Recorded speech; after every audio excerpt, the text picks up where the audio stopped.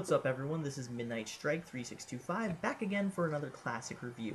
This is the first classic review I've done all year, as well as being the first classic review that I have done for the Wii system. I've teased it for a really long time, partially due in fact that I didn't really have that much motivation to do it, but now, here I am, wanting to review it for you guys. This is Super Mario Galaxy for the Wii system. So, what can I say about this game that hasn't already been said? It was released almost 10 years ago, probably actually 8 years ago, same year as my car, 2007, and pretty much captivated audiences and gave them something new, a breath of fresh air in the midst of a market that was beginning to become cluttered by first-person shooters and generic hack-and-slash games. So basically GTA, God of War, and Call of Duty clones. So that's all we have right now, and Mario has been continuing to go strong because they are continuing to be innovative. Nintendo are continuing to be innovative with their core franchise, which is why the Wii won last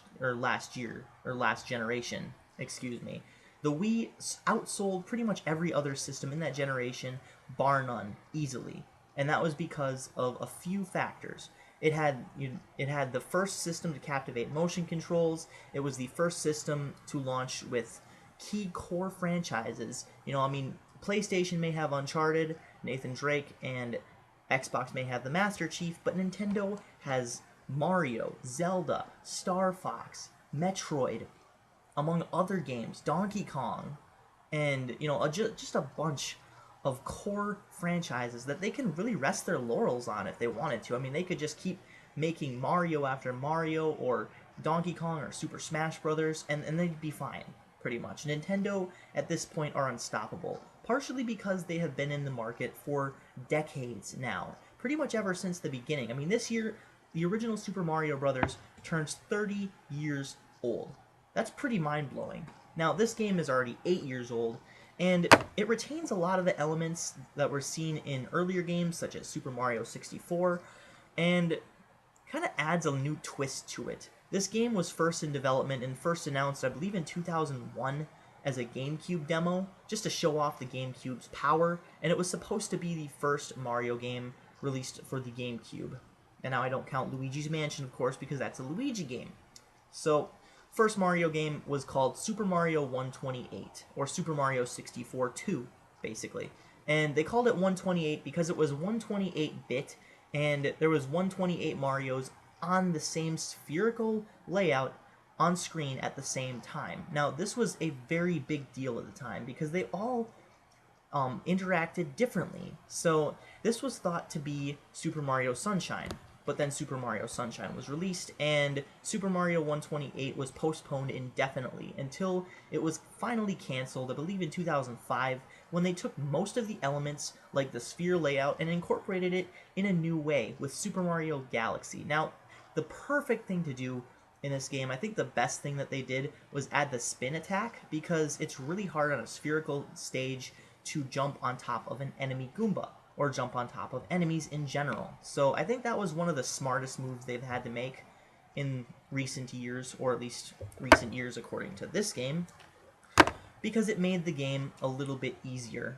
So, easier due to frustration, or difficulty due to frustration, like I said, is not real difficulty. If you're making something difficult for the sole reason of making it difficult, then that's one thing, but if you're making it difficult because of due to glitches or the level design, be it adding cheap obstacles for the sole reason of making it harder or a challenge, then that's a little bit cheap. So that's why they added the spin attack. Now, in some places, because you're using the nunchucks and the Wiimote combined together, it may seem a little bit loose. The controls may seem a bit finicky, much like in Super Mario 64, but it's not really that big of a deal because you can kind of walk really, really slow, and it's really funny when you press I think it's the B button or the Z button to make Mario crouch, and he'll just basically suck himself into his hat, and you can actually walk like that. It's pretty funny.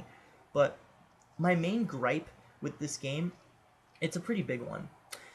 There's almost little to no platforming. You heard me right, there's almost little to no platforming, and let me explain this.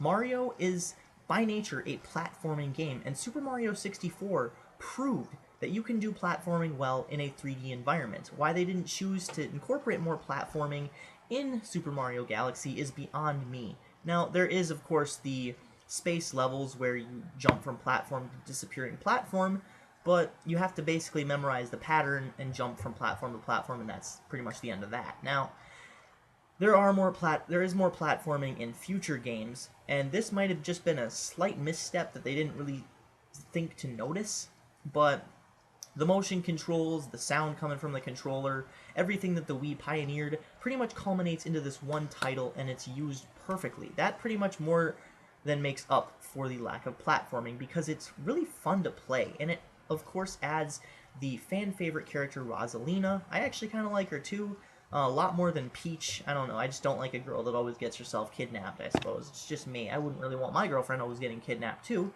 But back to the title or the topic at hand, this little game right here.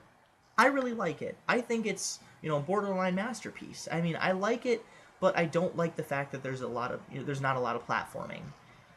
But most of the levels is, basically trying to spin the ice off of certain stars, and then you wiggle the control and you go to a new sphere or a new layout, or you're just trying to, dodge enemies. But there's not really a lot of jumping from platform to platform that you've seen in Super Mario 64 or the first few games.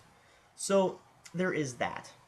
I'm going to give this game a quick 9 out of 10 because I think it's really fun. I think it's really innovative, and it pushed the Wii hardware to its limits, to the point where they actually used the same engine to make Super Mario Galaxy 2, with, of course, a few modern updates. So it looks great, it feels great, it plays great. It's Mario, one of the best Mario games out there, but I would say that it has the platforming elements are few and far between, and that's really my only gripe. So, 9 out of 10, this is Midnight Strike 3625. Thank you very much for watching. Keep calm and rock on.